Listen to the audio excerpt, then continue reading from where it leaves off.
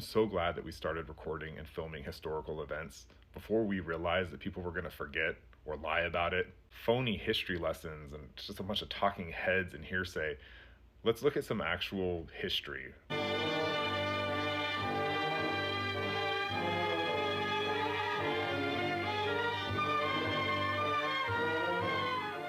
Amid the fabled hills of Judea in Southwest Asia stands Jerusalem, the capital of Palestine, sacred to three of the world's great religions.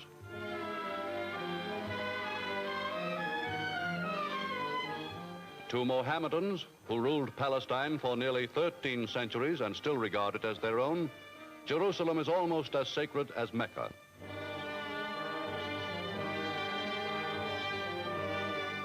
To hundreds of millions of Christians, this is the Holy Land. Here, Jesus of Nazareth trod the slow, agonizing road to Calvary and the cross.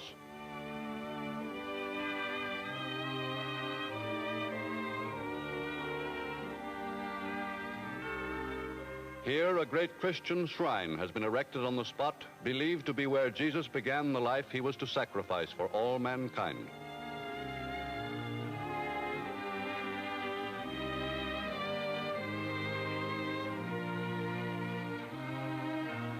One of the oldest traditions in Palestine's history, stretching back beyond recorded time, is that of the Hebrews, symbolized by the Wailing Wall, place of lamentation and prayer since the days of Herod the Great.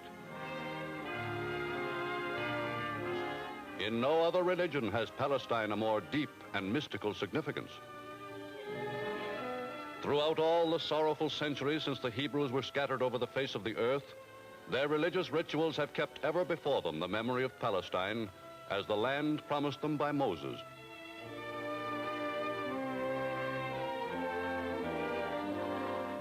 Today, millions of them center their immemorial hopes for fulfillment of this promise on the new Palestine, with its shining city of Tel Aviv, built by Jews on desert and swampland.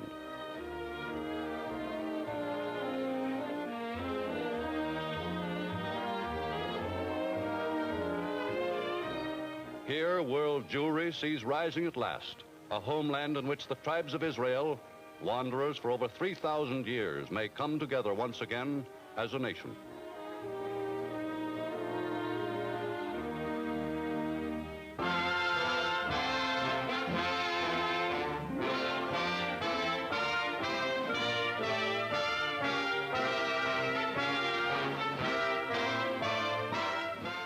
After Lord Allenby conquered the Holy Land in 1917, the Jews were promised a national home in Palestine by Britain's Earl of Balfour, a policy endorsed by Woodrow Wilson and the League of Nations, which made Palestine a British mandate. But in 1939, with war in the offing, the oil pipeline from Iraq through Palestine became one of Britain's major strategic worries, along with the Suez Canal, the empire's lifeline to the Far East. To ensure an uninterrupted supply of oil for its planes, tanks, and ships, Britain had to maintain peace at all costs with the predominantly Arab population, which had long been resentful of Jewish immigration.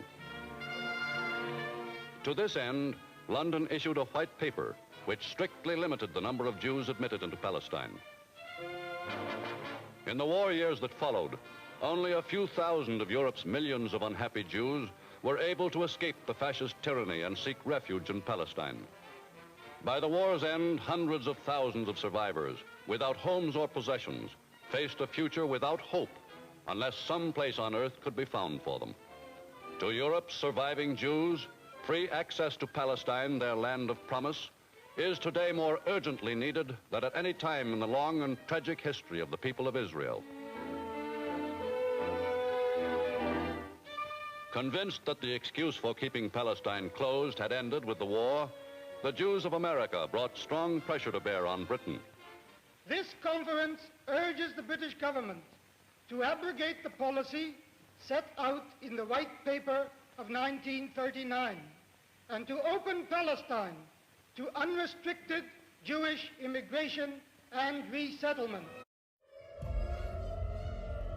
Israel is at war. In an unprovoked...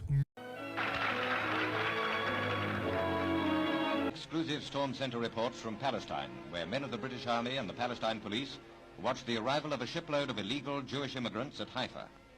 Crowded decks and a packed hold as the newcomers look joyfully towards the land they claim as a national home.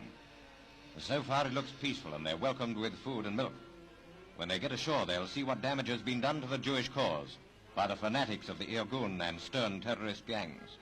Already at the other side of the harbour, they can see the burning wreckage of the British tanker Empire Cross.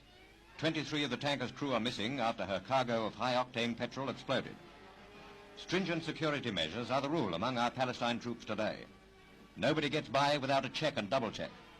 After taking these exclusive pictures, Pathé cameraman Ken Gordon was detained for 7 hours for a thorough going over.